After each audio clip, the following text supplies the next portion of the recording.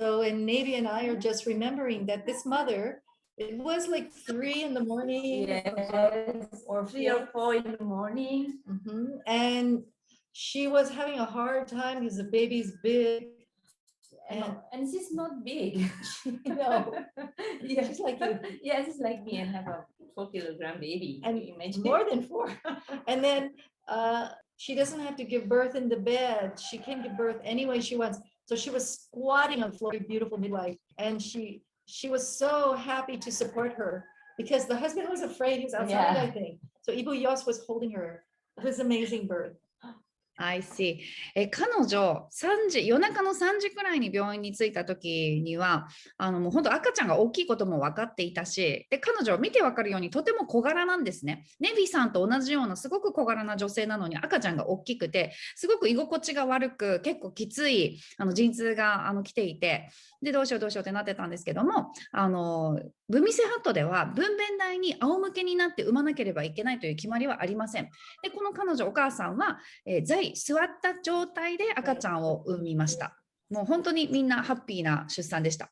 So in Bumi Sehat, we have 5 locations in Indonesia and Philippines. We're opening another one in Philippines soon. In 2020, this is how many? 8,272 prenatal checkups and 723 babies born from our Bumi Sehat midwives. Health education and services for all of Bumi Sehat teams was over 75,000. And of course, we must wear the full PPE for the pandemic, but you can see this mother in labor, her back is being rubbed by one of our midwives. It's Karak Sri. Yeah, and you can see that the love comes through even when you have to wear this costume. We can overcome our obstacles, but love is the most. 2020年にはインドネシアとフィリピンで5つのロケーションでブミセハットの、助産師さんたちが妊婦検診を行っていて、もう8272回妊婦検診をこれら5つの場所で行っています。で、全体ではブミセハットの助産師さん全体で、723人の赤ちゃんを取り上げてます。2020年には75,660人に、エデュケーションですね、講座を提供しています。で今もうコロナでこういった写真に見られるように PPE と呼ばれる防護服みたいなのを着ないといけないし、マスクもしないといけない、手袋もしないといけないという以前とはちょっと様相が変わってしまったんですけれども、それでも私たちのスキルと愛によってこのお母さんにしているようにマッサージをすることはできるし、こういったマスクや手袋を通してでも私たちの愛情とスキルを持ってお母さんたちのサポートをし続けています。で、一番大切なのはスキルよりも愛情が一番大切です。So today for us, we want to dedicate our time together that we're celebrating because for us it's really beautiful to share with all of you, our family in Japan, and we want to dedicate this time to midwife Farida Salman. She died of COVID. It was 1 year. It will be not quite 1 year ago, 11 months ago. She was our senior midwife at Angel Hiromi Bumi Sehat. Angel Hiromi Bumi Sehat was built by Earth Company with the donation from Maruyama-san, the husband of Hiromi. Hiromi asked him when she was dying to take care of the mothers and babies. So Angel Hiromi Bumi Sehat is a big gift from Japan. And also because in February of 2019 or 2020, February 2020, yes, Farida was staying for 1 month here at Bumi Sehat in Bali. Yeah. Just like before the COVID, before the yeah, pandemic. Before COVID, just when we started to hear about COVID, and she stayed in my house. We really miss her, but she died very quickly from the COVID. So we want to just show her face. She's always so loving. Okay.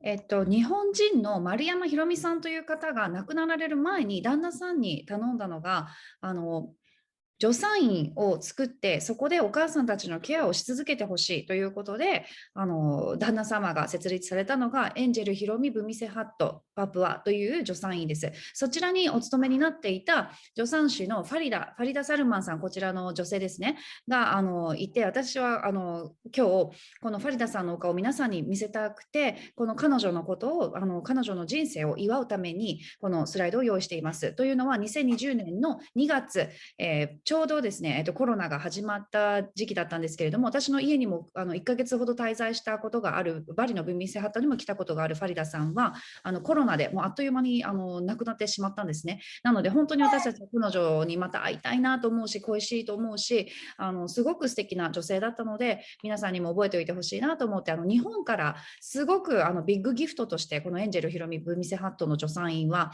日本の方が私たちにプレゼントとして設立してくれたものなので、すごく私たちにとっても思い入れのあるものなんですけれども、そちらで働いていた助産師のこのファリダさんが亡くなってしまったんですね。なので皆さんもこのお顔を見せたいなと思ってこのスライドを用意してます。In the first months of the pandemic, in our Angel Hiromi Bumisehat childbirth clinic or home in Papua, the midwives did not have any of the PPE. We call it APD in Indonesia. And so because the government required that they have this, the only way they can stay open is to wear the raincoats. So you see them wearing plastic raincoats and rain pants. Even it's so hot in Papua, much hotter than Bali, but they're so devoted to the mothers and the babies that they don't care.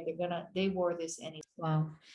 でコロナのパンデミックが始まったばかりの頃、政府からの通達で PPE と呼ばれる防護服を医療従事者は医療を提供したければ必ず着用しなければならないというお達しがあったんですけれども、私たちにはその用意がなかったので、この写真に見られるように助産師さんたちは仕方がなくレインコートを着て作業しています。でこのレインコートを着るというのはレインコートとレインパンツも履いているんですね、下に。でパプアというのはバリはすでにもうめちゃくちゃ暑くて、シンガポールもめっちゃ暑いんですけど、バリももっと暑くて、そのバリよりもパプアはさらに暑いところなので、もういかにこのレインコートとレインパンツを履いて助産をするのが、助産修行をするのがもう本当に過酷なほど暑かったんですけれども、彼女たちこのように笑顔が見られています。もう何を置いてもお母さんたちのサポートをするのが私たちの喜びだというふうに仕事をしてくれています。So we just know that some of our mothers have not enough food.And we try to make food available to them without making them feel ashamed. So when the farmers share vegetables with us, yesterday we had a special program where somebody donated banana leaf, and then we went out to the community Bueka and the team of Bumisehat. So we try to really share, and we for example, we know that some mothers don't have enough love at home. So when they come to Bumisehat, we can give them lots of love.If they don't have enough food, we try to find food for them. Anything they need. Wonderful, incredible. ブミセハットでは足りないものがあるお母さんにその足りないものを何とかして提供しようといつも奔走しています。でこちらの写真に見られるように、お母さんたちの中には本当にお金がなくて食べ物がないと困っている人も中にはいます。で皆さんも想像すると分かると思うんですけれども、そういった時ってすごく情けない惨めな気持ちになると思うんですが、お母さんたちにサポートをする上で食べ物を提供するだけではなくて、食べ物を提供するけれどもお母さんがそれを受け取るのに惨めな情けない気持ちにならないように気をつけています。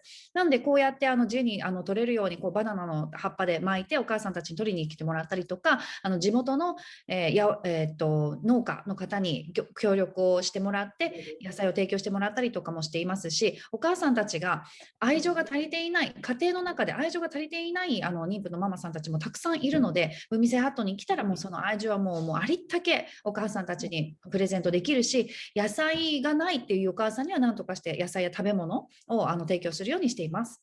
We love this photo. Yeah. この写真、私も大好きな写真なんですけれども、このお母さんは第一子、初めての赤ちゃんです。でも今、もう全開台になっていて、で隣に見られるのが旦那様です。で、ドゥーラが、いますね。ドゥーラと助産師さんが、もう気持ちよくなってきたら生きんでいいよというふうにサポートをしています。で、彼女は、このお母さんは自分の体が自分のきなように、好きなタイミングで生きめるように、そのタイミングを待っています。で、このお母さんの表情を見てください。これを見ると、今、彼女は自分が必要なものをちゃんと分かっている。自分の体を理解している。で、周りにも必要なものが揃っているという顔だと思いませんか？ So this is the big typhoon Haiyan that in 2013 destroyed 9 islands in the Philippines. But what we know from our work with disaster relief as midwives, that the Bumi Sehat midwives can bring the best quality of care, especially now that we have so many disasters from the climate change. さっきの写真、2013年のフィリピンで起きた、もうフィリピンの島9島をなぎ倒した壊滅的にしてしまった台風なんですけれども、こういった時にも私たちの助産師は立派に務めを果たすことができます。で、今もう本当に自然災害、天災がたくさん毎年起こっていますが、その中でも助産師さんたちは活躍の場を広げています。Yes, and Japan is experiencing many climate crises, typhoons, earthquakes, mudslides, flooding, so many things. Yeah, also. So we as birth keepers have to be prepared to help our communities. 日本でも地震や、台風などのたくさんの自然災害が起こっていますよね。土砂災害ですとか大雨だとか、そういった中でもちゃんと活動ができるように私たちはいつも準備をして必要あらば助けに行けるように準備をしています。So here this is in the disaster tent in the Philippines after the big typhoon of Haiyan. And this is the moment that the beautiful midwife Lorena is just holding the baby and waiting for the mother to reach for her baby and bring her baby to her heart. Not a single drop of blood seen. That's incredible. Yeah. The mother didn't tear at all. I don't think so. But Yeah, the wow. mothers in the Philippines, because they live near the sea, before the typhoon, they're eating so much fish, Yeah. lots of fish. But then after the typhoon, there was no fish and the boats were all destroyed. So we start to see hemorrhage and tears. It took about maybe 9-10 months later, the mothers start to have more issues. So And also, is that due to the lack of nutrients? yes, Not yes. enough food. Okay. We see that in Indonesia, in Bali. The Balinese women for many generations have been very malnourished because the malnourishment started in the eruption of the volcano in 1963. And still we see women bleeding too much after childbirth among the women here. But I mean, each disaster has a big effect on the mothers and the babies. I see. この写真はですね、救助テントの中での出産介助です。で、こちらフィリピンでの台風の直後に起きた出産で、この写真を見てみると、この紫の助産師さんはブミセハットの助産師さんがヘルプに行ったんですが、でこの写真を見て私が赤ちゃんがあまりに綺麗でツルツルピカピカで血が全然一滴もついてないですねってロビンさんに聞いたら、もうこの多分ね裂けずに綺麗にお股が裂けずに伸びて産んだんでしょうねって言ってたんですけど、この時はまだ大丈夫だったんですが、この災害が起きているこの台風で例えば家が流されているエリアの人たちっていうのは川とか海が近いので魚をいつもたっぷり食べられる環境にいるお母さんたちが多かったんですが、これの9ヶ月ぐらい後からだんだんお母さんたち、出産後のお母さんたち出産中にうまく伸びたり広がることができなくてちょっと栄養が避けてしまったりとか切れたりとかする問題が見られるようになったのはおそらく栄養状態が変わったからなので世界中で自然災害が起こった直後っていうのは直後から数ヶ月先っていうのはお母さんに必ず出産模様にちょっと変化が見られます。やはり栄養状態が変わってきてしまうのでどうしてもこういうふうにきれいに避けずに産むっていうのはもう栄養状態とかあと心理的な問題も関わってくると思うんですけれども災害の後というのは変わってきます。This is also in a tent in Nepal after the big earthquake. これはネパールでのテントの中で大きな地震があった後で生まれた写真です。Only half born. The baby is still only half born. まだ下半身は赤ちゃんお母さんの中にいますね。Only half born. Andすごい。 sometimes baby already cry. Yes. Yeah. This baby already looking for his mom. I think the baby's eyes are open. Yeah. So cute. And the And mother his looks so mother- composed. This mother, her name is Sapana, which means dream. And she came to our tent in labor with her second baby. And she told us, I don't have any love to give my baby because her house was destroyed. Her parents and her husband's parents and her little boy were killed in the destruction. She was outside. And then her husband works in the cruise ship. Yeah. They did not let him come home when to help his wife during this time. So she was so brokenhearted. She said, I don't even want to have my baby. But when she had a gentle, really loving birth in the tent, she fell in love with her baby. So we know that gentle childbirth really is a healing process. ネパールで起きた大地震の直後だったんですが、このお母さん、サピナさんといって、お名前の意味が夢、ドリームっていう意味の名前のを持つお母さんだったんですけれども、出産に来たとき、テントに来たとき、上のお子さんと2人で来て、その時もお母さん、本当にもうボロボロで、もう私の中にはこの2番目の子供欲しいと思う思いもないし、愛情を持って産むこともできないって言ったんですね。で、話を聞いてみると、大地震で家も壊され、家族も旦那さんもみんな、家族が、亡くなってしまって、で旦那さんはクルーズ船で仕事をしていたので、出産のために帰ってくることが許されなかった。でその中でもう一人どうしていいか分からずに途方に暮れていて、もう心が空っぽの状態だったんですけれども、この出産のテントの中でたくさんの愛情を助産師から受け取って、もう愛情いっぱいにまたこの子供を出産することができて、2番目の子供にたくさんの愛情が湧いたという聞いています。Breastfeeding. Cannot say enough about breastfeeding. Navy's We breastfeeding. need like a week to talk about breastfeeding. Yeah, we need a week to just talk about breastfeeding. It's a superpower. Breastfeeding is a superpower. And it's up to the families and also the midwives to support the mothers so they can breastfeed. Mothers don't fail to breastfeed. Their golden chain of support breaks and then their support system fails them. So that's why we all have to be strong to help the mothers breastfeed. でこの母乳に関してはもうね、本当に言いたいことがたくさんありすぎて、こちらに座ってるネビなんか多分1週間あっても喋り足りないぐらい母乳に関しては言いたいことがいっぱいある。それぐらいもうね、強くもうたくさん言いたいことがあるんですけれども、母乳がうまくいかないお母さんっていうのは、お母さん自体は何にも問題がありません。母乳できないお母さんはいません。母乳育児ができないお母さんっていうのはいません。で、それができないのがどうしてかというと、先ほど言ったゴールデンチェーン、ゴールドの鎖、これの中でそのサポートしている周りがちゃんと機能していなくて、その鎖を構成している輪っかである一つ一つの、例えば家族だったりとか、周りのコミュニティだったりとか、助産師だったりとか、病院だったりとか、その輪っかを作っている一つ一つの輪っかがちゃんと機能していないから、真ん中のお母さんがうまくできない。それだけです。お母さんに問題はありません。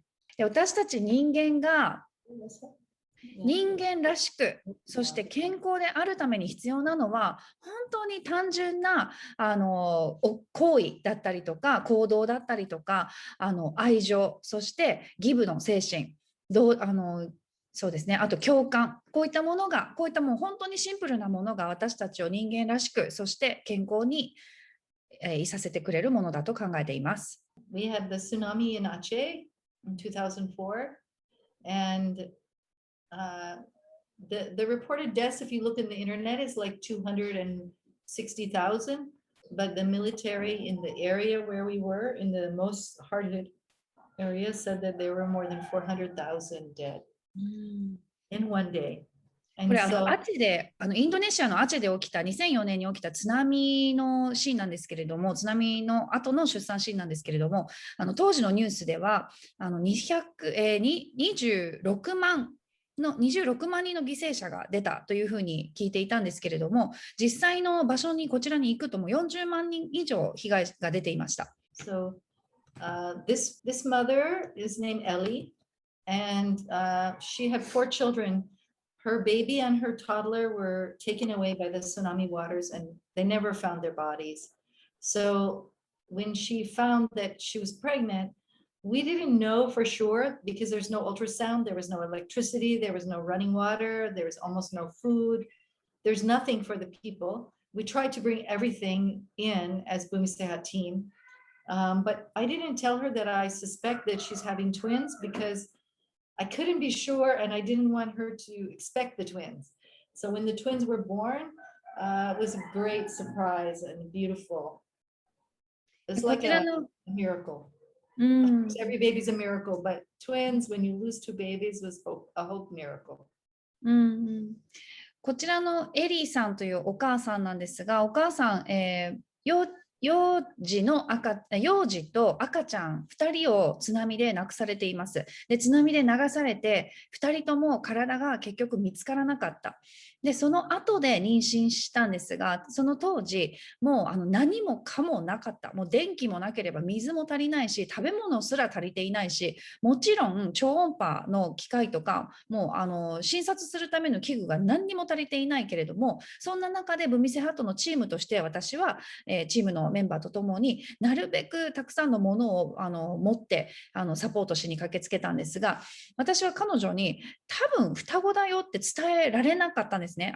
確信が持てなかったし、器具とかがなかったので、双子じゃないかなと思っていたけど、生まれるまではよくわからなくて、でお母さんに絶対双子だと思わせたくもなかったので黙ってました。で、結局双子が生まれて、もうその時本当に流された2人の子供を思って、もうこれはもう奇跡だな、ミラクルですねっていうふうに思いました。もう赤ちゃんって全ての赤ちゃん、一人一人の赤ちゃんがみんなミラクルなんだけれども、もうこの時は本当に奇跡だなというふうに感じました。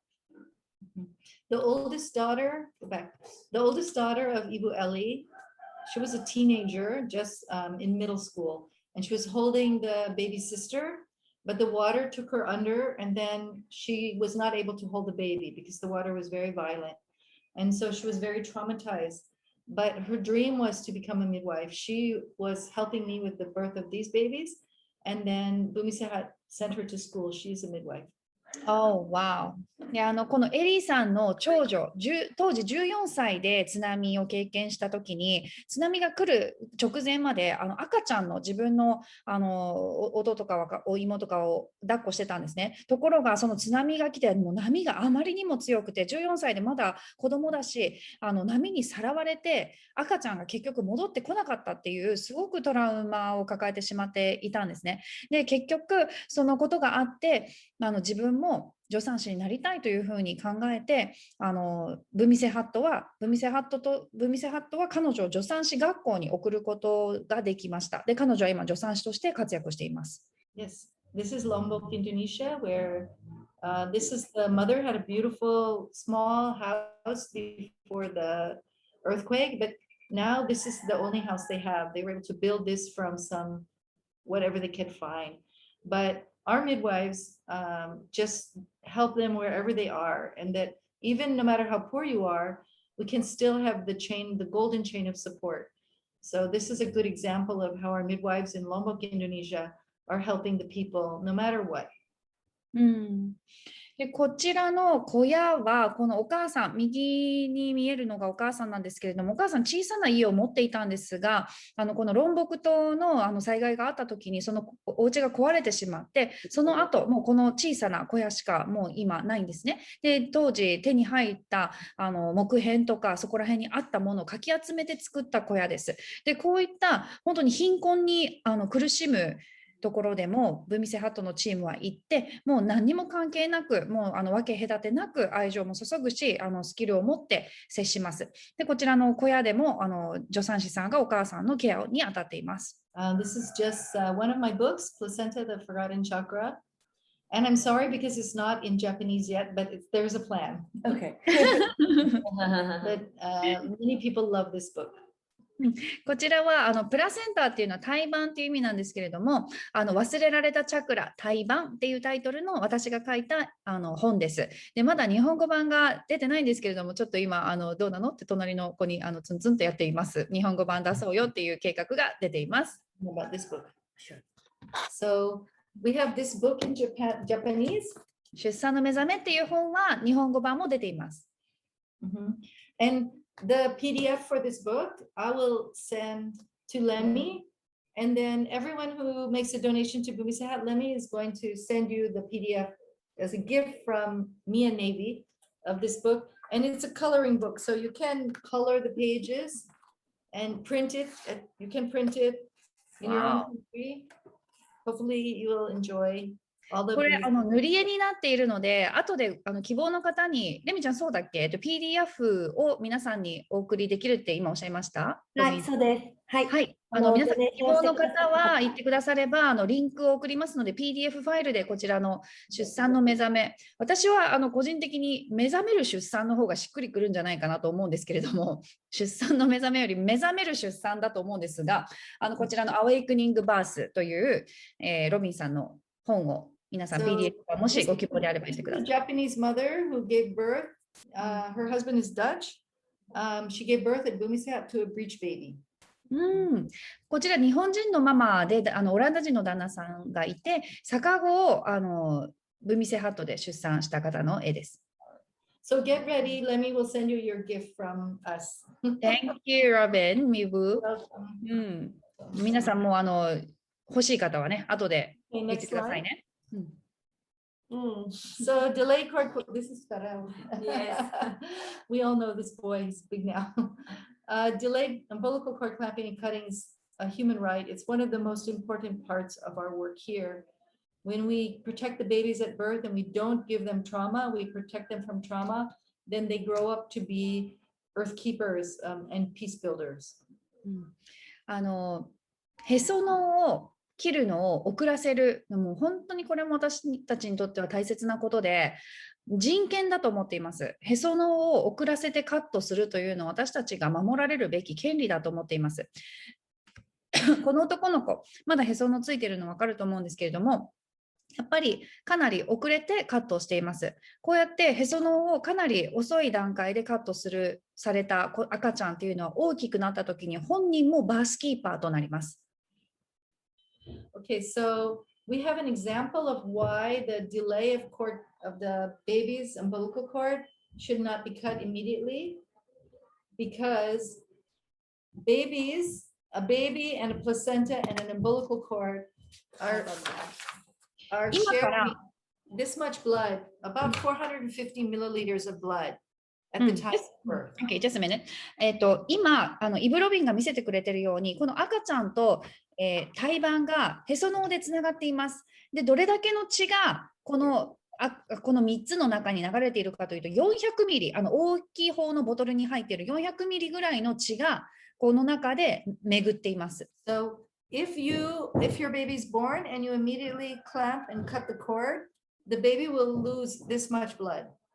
でもしもすぐに出産直後にへその緒をカットしてしまったら、これくらいの血が赤ちゃんに行かずに足りないということになってしまいます。これ赤ちゃんにとって損失ですね。So look at this. It is 1/3 of the baby's blood. なので見ていただくと分かるように、赤ちゃんにとっては全身の3分の1もの血液に当たる量が足りないという事態に発生します。This is not real blood, it's just red juice. これは赤い色水なので本物の血じゃないので皆さんご安心くださいね。So by allowing the baby to have all of their blood move from the placenta through the umbilical cord into the baby also gets a once in a lifetime transfusion of stem cells. なので、胎盤からの血液がすべて赤ちゃんに移動するまで待ってからへその緒をカットするというのをやると、人生でたった1回きり幹細胞が自分の体に移動するのを受け入れることができるという体験をこの赤ちゃんはできるんですね。胎盤からの幹細胞が自分の体にやってくることを経験することができます。